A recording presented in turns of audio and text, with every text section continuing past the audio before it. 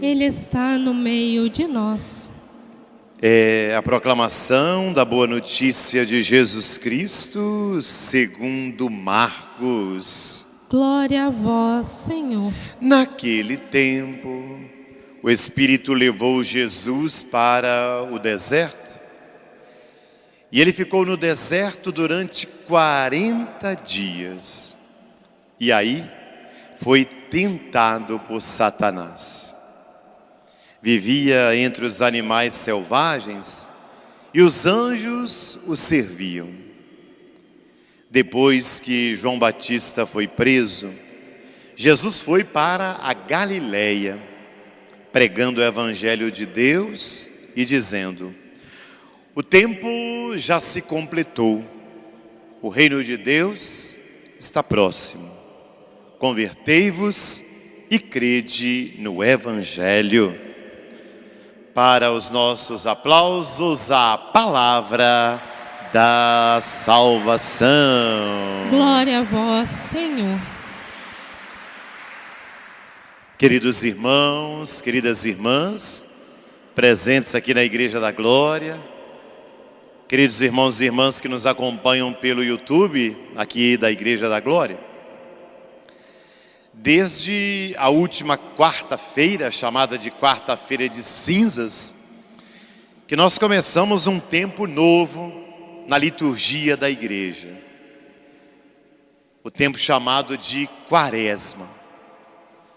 A palavra Quaresma vem do número 40, que está muito presente na Bíblia. Enquanto algumas pessoas esotéricas forçam para enxergar nesses números manifestações cabalísticas ou segredos insondáveis, o que os estudiosos exegetas nos dizem é que os números que aparecem na Bíblia têm sempre um sentido teológico. Como o número 40. Vamos recordar algum desses números e vocês devem se lembrar. 40 dias, Moisés, que conduzia o povo pelo deserto até a terra prometida, ficou no Horebe, o monte de Deus, rezando, falando com Deus, até receber as tábuas da lei. 40 dias, 40 noites. 40 anos o povo passou nessa caminhada pelo deserto até chegar à terra prometida. 40 dias, 40 noites, Elias caminhou até o monte para fugir da ira do rei e para estar com Deus. 40 dias do dilúvio. Então veja, o número 40 aparece muitas vezes na Bíblia, sempre como um tempo de preparação para algo maior que vai acontecer. Um tempo de penitência. Um tempo em que é necessário fazer uma purificação interior, porque algo grandioso vai acontecer. 40 anos no deserto, a terra prometida vai chegar. 40 dias no monte, na montanha, as tábuas da lei serão entregues. 40 dias fugindo, até chegar ao monte, vai se encontrar com Deus. Pois é daí que vem então a palavra Quaresma. Ou seja, são 40 dias de quarta-feira de cinzas até a quinta-feira santa pela manhã, antes do tríduo pascal, em que nós somos chamados a também fazer uma preparação, uma purificação, uma penitência, porque algo muito grandioso vai acontecer. Que algo é esse? A Páscoa. Resumindo, o que é a Quaresma? São 40 dias que nos preparam para a Páscoa. Ora, esses 40 dias são marcados por um apelo de conversão, de mudança de vida, de transformação do coração. Por quê? Porque Páscoa é libertação. Páscoa é vida nova. E ninguém consegue ter vida nova num piscar de olhos ou no estalar de dedos? Todos nós que queremos ter vida nova, sabemos muito bem que isso se faz caminhando, se esforçando, lutando, mortificando, tendo projetos, elaborando planos de superação e de vida. Por isso são 40 dias, tempo bastante para que cada um de nós possa olhar para dentro de si, ao lado de nós mesmos, e perceber quais situações não estão de acordo com o projeto de Deus. O que acontece dentro de você, de mim, de cada um de nós, que extravasa em nossos comportamentos, atitudes, escolhas, que está desarranjado, que está desarmonizado. Ou seja, que não está de acordo com o plano de Deus, a palavra de Deus, a vontade de Deus. São essas coisas, são essas realidades que existem dentro de mim, de você, que precisam ser transformadas nessa quaresma. Quem vai fazer isso? Você. Porque você é o sujeito da sua vida. Você é o protagonista da sua história. Mas você não está sozinho. Deus envia o Espírito Santo para que possa lhe acompanhar nesse caminho, para que você não tenha medo de mergulhar nas profundezas e buscar a superação, o crescimento, a maturidade. É por isso que a cor da quaresma é o roxo que está aqui nas minhas vestes, o roxo que está ali na mesa do altar, porque roxo significa luto, morte, superação. E é isso que nós somos chamados a fazer na quaresma. Esse roxo aqui, que também está na mesa da palavra, é para gritar para cada um de nós: mude de vida, transforme seu coração, seja uma pessoa nova, não se acomode nos seus erros, não se acomode nos seus defeitos. Saia da sua zona de conforto, queira ser uma pessoa mais amadurecida, mais crescida. E para isso, a igreja nos propõe 3 meios para seguir nesse caminho: a oração, a esmola e o jejum. Oração, esmola e jejum. 3 meios de santificação na quaresma. 3 caminhos de purificação. A oração, rezar é falar com Deus. Rezar é entrar na intimidade com Deus. Rezar é ser amigo, amiga de Deus. Por isso, não existe experiência de fé sem vida de oração. Eu só posso dizer que a minha fé é crescida, se é crescida também a minha vida de oração. E talvez aqui cada um de nós tenha que fazer uma revisão muito séria. E se perguntar: como anda a qualidade da sua vida de oração? Quanto tempo você dedica para rezar por dia? Ou será que você passa dias e dias sem rezar, sem nem se lembrar de Deus, sem nem dar um tempo para Deus? Ou será que você faz fila com aqueles que só lembram de Deus nas horas de sofrimento e de dor, que fazem de Deus um mero quebra-galho das suas necessidades e sofrimentos? Qual é a qualidade da sua vida de oração? Quanto tempo por dia você dedica para rezar, para falar com Deus? Só você e Ele, sem celular,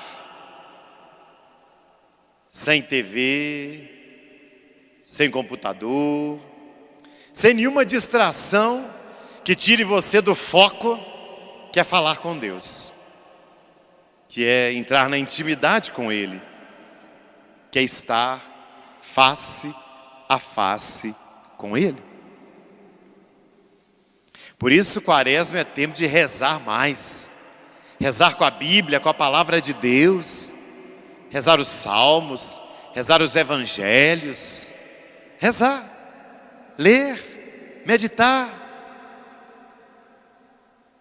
E não apenas uma oração preguiçosa, de quem reza um Pai Nosso, uma Ave Maria, o nome do Pai às vezes muito mal feito, mal distribuído, apressadamente, e chama isso de oração, que não leva nem 2 minutos das 24 horas que nós temos no dia.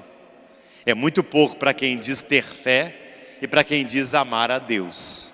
Dedicar 2 minutos por dia para rezar, e ainda uma oração sapecada, apressada e mal feita. Quaresma é tempo de cada um de nós rezar mais e melhor. Segundo ponto, a esmola, que na Bíblia é chamada de caridade. Para nós a palavra esmola ficou um tanto quanto desgastada, pejorativa, significando que você vê uma pessoa pobre, dá para ela ali R$2 e vai embora. Na Bíblia, esmola tem um sentido muito mais profundo, de caridade, de solidariedade, de compaixão com o outro.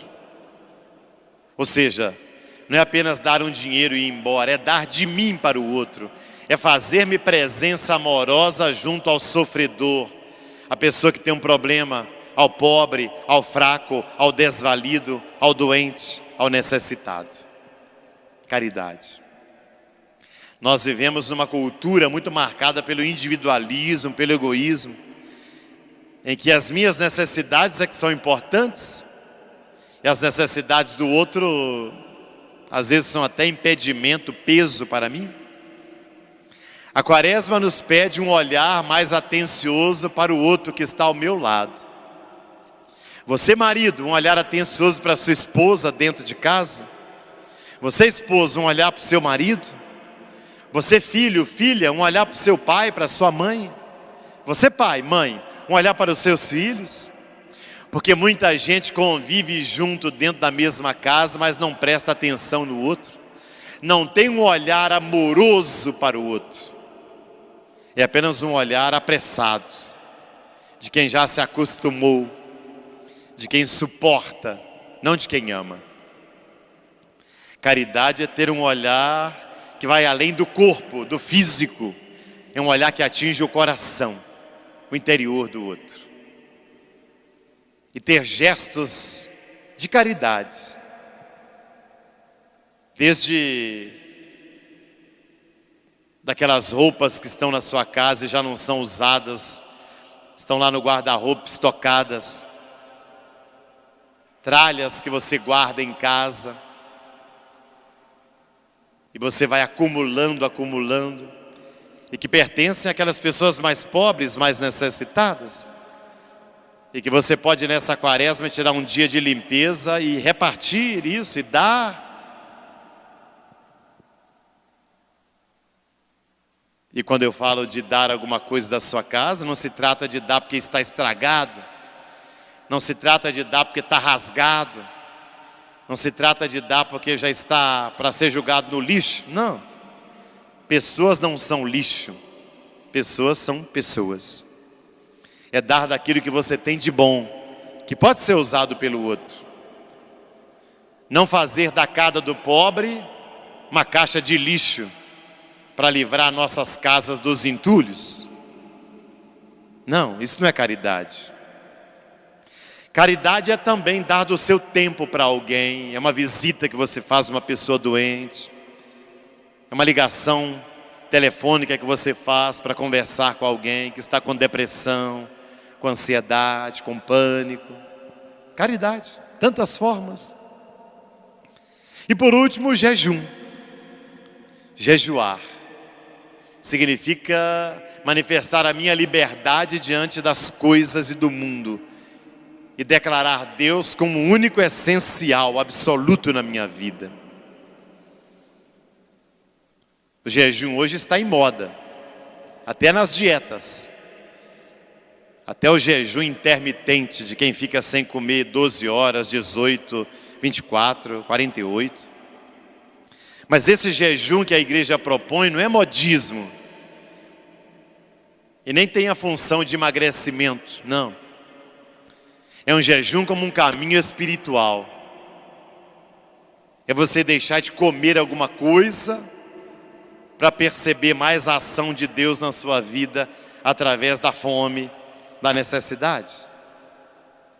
É um jejum que vem para purificar, para você não ficar uma pessoa empaturrada com a vida, cheia de coisas no seu coração, na sua vida, mas leve, livre, liberta. E o jejum e a abstinência não são apenas de comida. Quanta gente nessa quaresma, por exemplo, se propõe a passar os 40 dias sem tomar álcool. Então não vai tomar cerveja, não vai tomar outras bebidas alcoólicas. Quanta gente escolhe a quaresma para não comer doce. Quanta gente escolhe a quaresma para diminuir o tempo no celular, o tempo no computador, o tempo nas redes sociais. Ou seja, cada um tem que buscar aquela área onde você está mais dependente, mais escravizado. É ali que o seu jejum deve acontecer. Para algumas pessoas, ainda que estejamos usando máscaras nesse tempo da pandemia, mesmo usando máscaras, para algumas pessoas, por exemplo, a língua não deixa de trabalhar. São pessoas que adoram fazer uma fofoca, falar da vida alheia, fazer julgamentos dos outros. Para quem vive assim, o melhor jejum vai ser segurar a língua, trancar a língua na boca, lembrar que nós temos uma boca e 2 ouvidos para ouvir mais do que falar. E quando falarmos coisas boas, edificantes, construtivas. E não nos preocupar em vigiar ou falar mal da vida de quem quer que seja. Jejum. Oração, caridade, jejum. Essa é a quaresma. E o texto bíblico de hoje, do Evangelho, nos coloca nesse caminho. Nos fala das tentações de Jesus. O texto de Mateus e Lucas também falam de forma mais pormenorizada, colocando quais as tentações Jesus teve: do poder, do prazer, do ter. Marcos é mais sintético, resumido. Ele diz: o Espírito levou Jesus para o deserto, o Espírito Santo. Toda a vida de Jesus foi conduzida pelo Espírito Santo. E nesse momento, em que ele, depois de passar toda a infância e a juventude em Nazaré, aos 30 anos sai de casa, é batizado por João Batista no Rio Jordão, vai para o deserto, e depois do deserto começa a sua vida pública, o anúncio do reino de Deus. Então é o Espírito Santo quem conduz todos os movimentos da secura. Deserto é o lugar da falta de conforto, da falta de prazer, da solidão. É para lá que Jesus vai e passa 40 dias e 40 noites. Ele quer se purificar ainda mais para o anúncio do reino de Deus. E ele ficou no deserto durante 40 dias. Já sabemos que 40 dias é um número simbólico para dizer de um tempo de preparação para algo importante que vai acontecer. No caso de Jesus, o anúncio do reino. E ali ele foi tentado por Satanás. A palavra Satanás quer dizer adversário.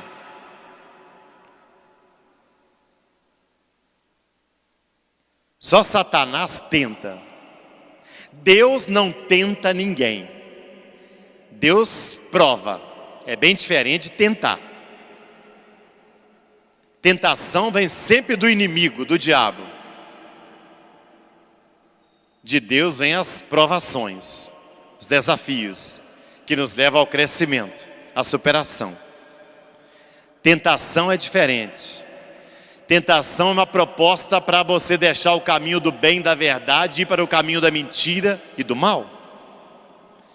Tentação é desvio. Tentação é fuga. Tentação é rota alternativa. Tentação é o convite de Satanás, ou seja, do adversário de Deus, para que você deixe o caminho da palavra, do amor, e busque caminhos mais fáceis, mais rasos, mais curtos, mas que levam você à infidelidade a Deus e ao seu projeto. Todo ser humano é tentado. A tentação existe para todos nós. E não pense que isso é ruim, não. Eu ouso dizer para você nessa noite que a tentação é uma coisa muito boa. Sabe por quê? Porque a tentação coloca à prova nossas convicções, a clareza do caminho de cada um de nós. Quando nós somos tentados, nós somos perguntados: o que você quer da vida? Qual a sua escolha? Que caminho você quer? Onde você quer chegar? É isso que a tentação nos pergunta. Para quem tem clareza como Jesus, a tentação é superada. Para quem está todo confuso, desequilibrado, sem saber onde chegar,